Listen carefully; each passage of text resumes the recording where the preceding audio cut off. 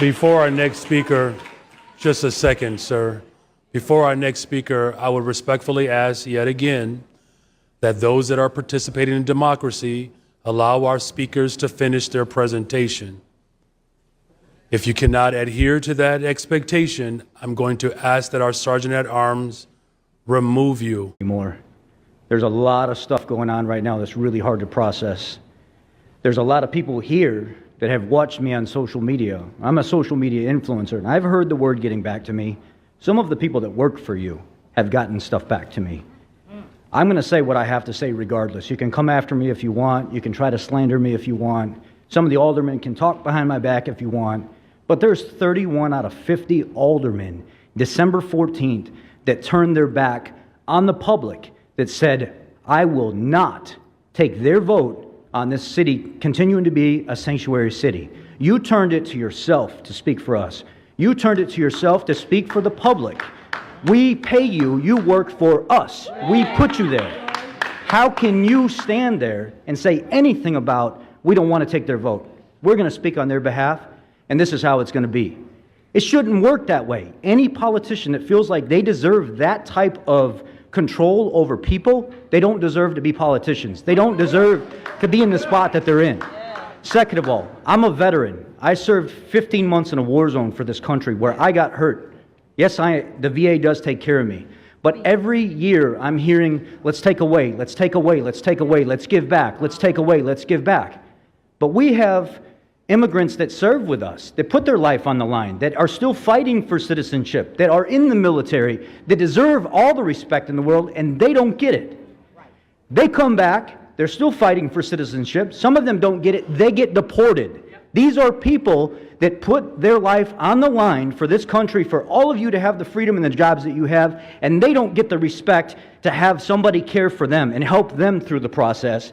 But all of you guys out here will vote for people that are complete aliens to this country, that have nothing. Tren de Agua, Venezuela, anything coming from the Honduras, all these people are coming here. They've cleared out these prisons years ago, and they're sending all these people here. They don't want them there. They don't serve them a purpose. They're showing up here in New York, in Chicago, attacking people in the streets. The police are fighting with them in the shelters that you guys are funding.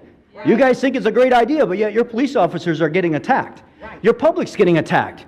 You're putting our lives at risk by doing what you're doing, and none of you care about it because the mighty dollar sits on top. And as long as somebody's in your pocket that you're working with, you're okay with doing it. You don't care about the citizens. At some point in time, there's going to be an answering for this. What it is, I don't know. But it doesn't look good. And I don't respect most of the people that are in here because you turned your back on the citizens and you said your voice doesn't matter. Thank you very much for your comments. My name is Sarah Tomas Lemna, and I'm a community organizer with Asian Americans Advancing Justice Chicago, and I live in the 5th Ward. I'm calling on City Council to approve $70 million in funding to support new arrivals until the end of the year. Asian Americans Advancing Justice Chicago has been working on mutual aid with new arrivals across the city for over a year now. In addition, we have been part of the Bring Chicago Home campaign and Stop Shot Spotter Coalition, as well as have advocated for long-term solutions like treatment, not trauma. The common thread in what you have heard today is our anger in a broken system that we must reimagine together. It's the system that maintained generational disinvestment in communities of color across Chicago, and this is what prevents our city, one of the richest cities in the world, from paying a little bit more into the public safety net system while schools and mental health clinics shut down in our communities. Food prices, rent, and childcare costs rise, and thousands of our neighbors continue to sleep on the streets. The common thread here is systemic racism, and these disinvestments have kept communities of color down for generations. This systemic racism has also blocked any positive action on immigration from Congress for almost 40 years. Immigrants are simply not a priority in the federal system. And so I want to speak today to urge you to vote on Friday for $70 million, which will be pulled from city reserves, not from any sort of funding to support individuals impacted by the opioid epidemic. In addition to those $70 million, we also need to start thinking about long-term solutions to fund affordable housing and economic development that will benefit all Chicagoans. So on Friday, this council will have that opportunity, and I urge you to vote yes to borrow $1.25 million over the next 5 years and to make economic security a reality for more of our neighbors. In addition, I would like to urge council to vote against the order that calls for alders to be able to choose whether to remove ShotSpotter technology on a ward-by-ward basis, and also calls for any decisions related to violence prevention funding to be brought to the Public Safety Committee and to a full City Council vote. We reject the intention and the outcomes of this order and support Mayor Brandon Johnson's decision to cancel the contract with ShotSpotter citywide. Chicago has long been a welcoming city, and we are committed to ensuring that it remains that way. We are facing a challenging moment, but it's nothing we haven't faced before. Thank you.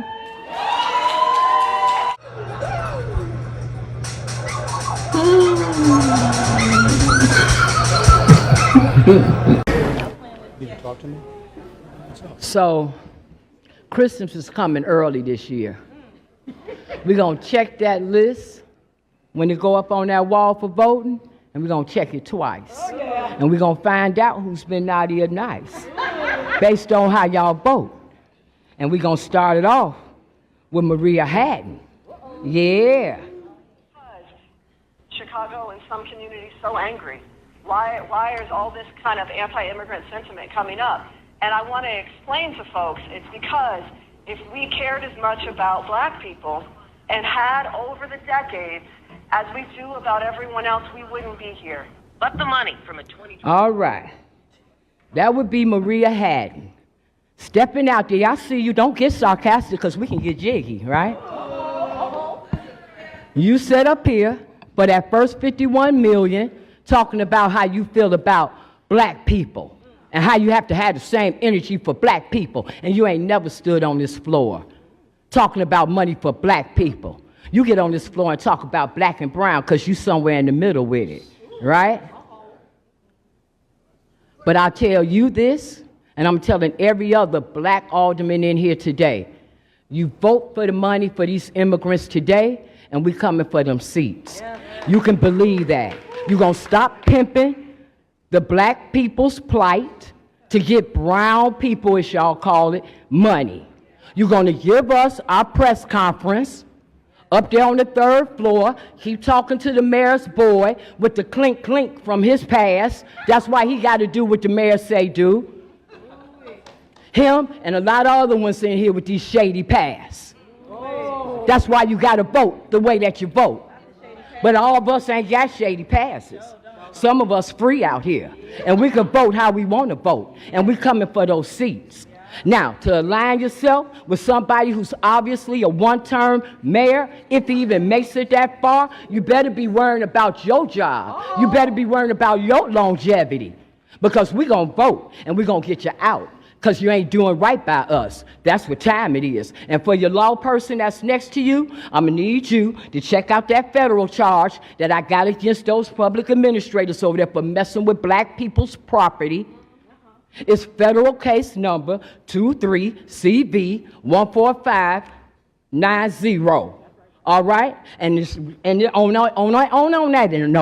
that note, if y'all don't give us our money for the black community, know this, we getting ready to file a federal injunction against City Hall for benign neglect to the south side and west side. You got that? Boom.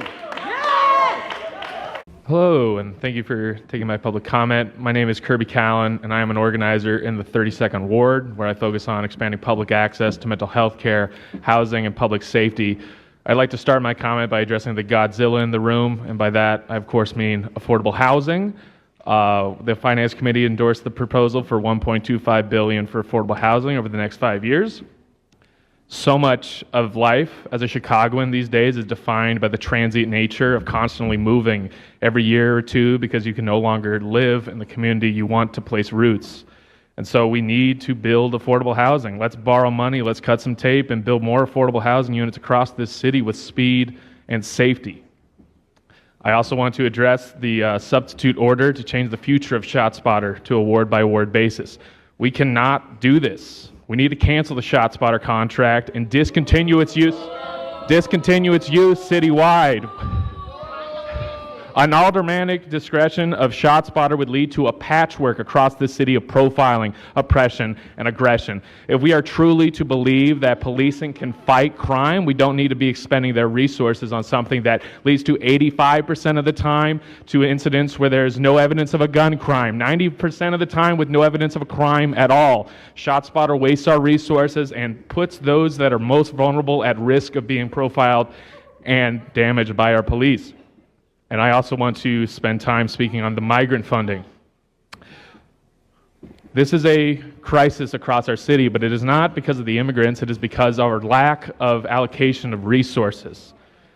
This migrant crisis is a resource crisis, and we need vast resources to protect our new community members. 70 million.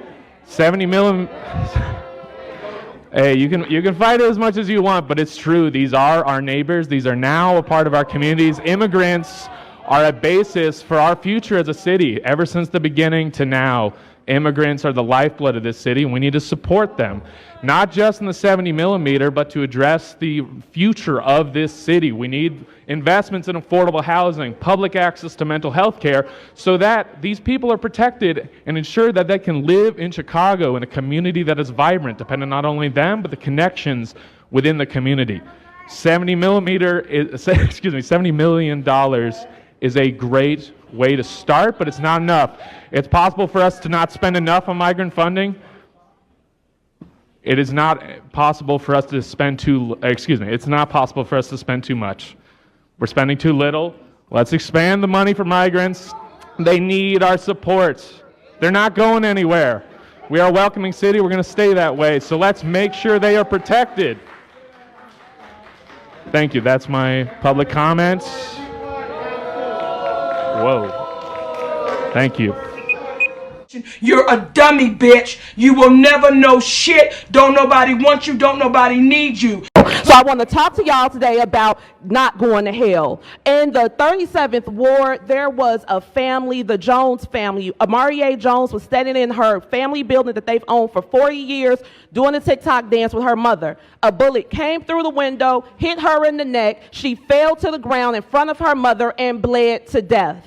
A month ago, on the Chicago mugshot page, her mother was on that page. Her mother had on her daughter's Rest in Peace t-shirt. She washed it so many times that it was completely faded out. She was completely high, out of her mind, and the charge was possession. Now, the first $51 million that this council gave to the migrants came from the opioid settlement funds. I am here on behalf of the Jones family, on behalf of the 37th Ward, on behalf of Black Chicago, on behalf of the entire city, to ask you all to vote no and put that money back in the opioid settlement fund. We need that money in my neighborhood. We need that on my block. That woman should not be at Cook County Jail because she's grieving over a random act of violence that caused her to lose her child in front of her face, when the city of Chicago has millions upon millions upon millions of dollars to give to people who ain't paid a dime into the tax base.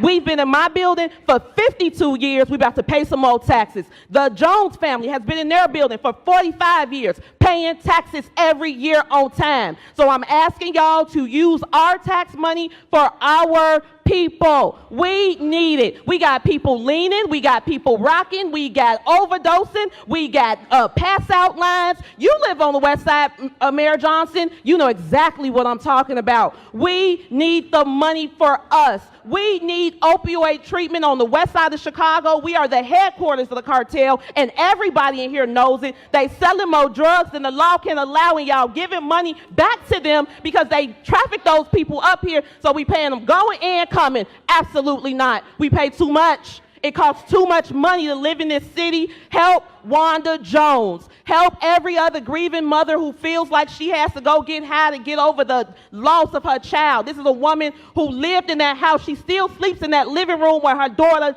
passed out and bled to death. So I'm asking y'all to say no, put these people on the back burner, and put the money back in the opioid fund. We need that money. Thank y'all.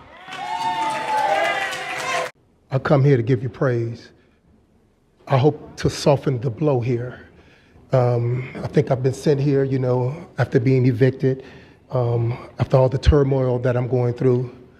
I'm here to say thank you. I think you're doing a great job, despite the disparities that's going on within our communities.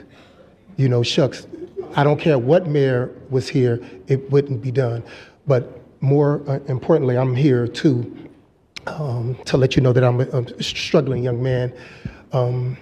I've always, at your tenure, wanted to work for your administration. My goal is to get hired. I believe in your mission. I believe in the hope of the city. And then I see where your administration is going. I want to be a part of the process. Even if I do not work for your administration or hope to be hired for some job for the city. And one of the reasons that I thank the Lord that I'm here, because a lot of people don't think that I'll be hired. They think that I won't be helped by you. They think that things can't happen, to good people. I believe in you. I believe. And my goal is hopefully to work for your administration or for the city, and hopefully to even soften the blow.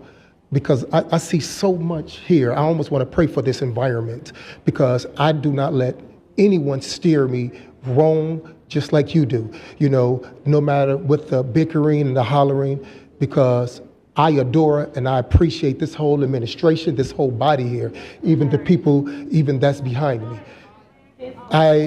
Okay, kiss it. And just like this, I want to be an asset to the city and to your administration, or to some part working inside the administration. I just want to thank you, and I just want to say this very briefly.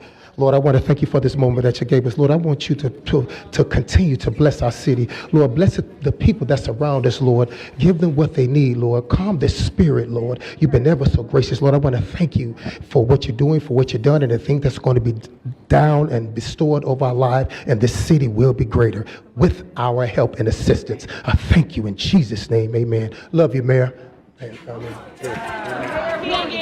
Thank you for your comments, Mr. You're a dummy, bitch. You will never know shit. Don't nobody want you. Don't nobody need you.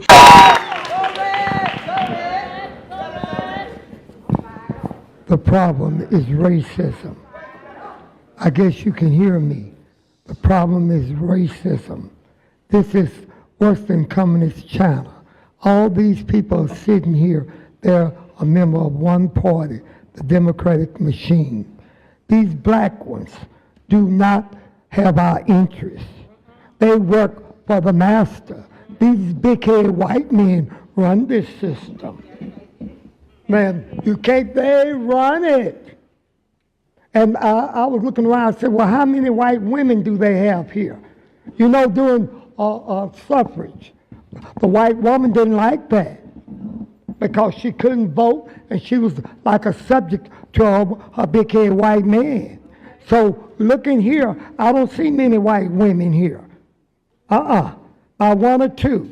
So the problem here in Chicago is racism, nepotism, corruption, a one-party system. These big-headed white men run this. This big-headed man doesn't run this. Okay. These black ones, they don't have no power. Who slates them? Corporate America. Who runs corporate America? These big-headed white men. Now, you can be in denial. Now, look at you over there passing right here. Look at that while I'm talking. Young lady, sit down. Sit down. Tell her to sit down. Tell her to sit down. So, wait a minute. You don't like this?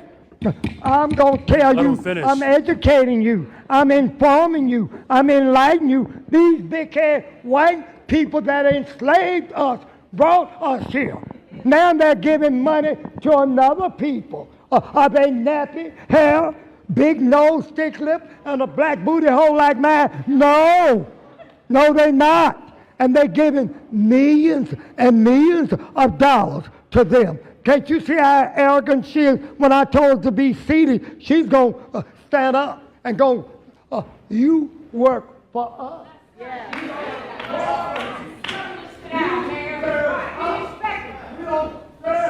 Mr. Blakemore, please stay in the microphone so we can hear you, sir. Thank you. Something is mighty wrong here, sir.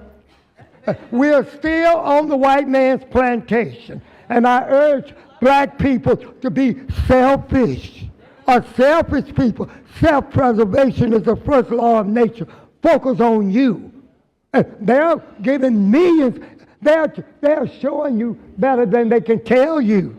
They're showing you by giving. They're not giving no money to them. These big-headed white men. We're still on the plantation. Thank you for your comments, Mr. Blakemore. Your time has expired.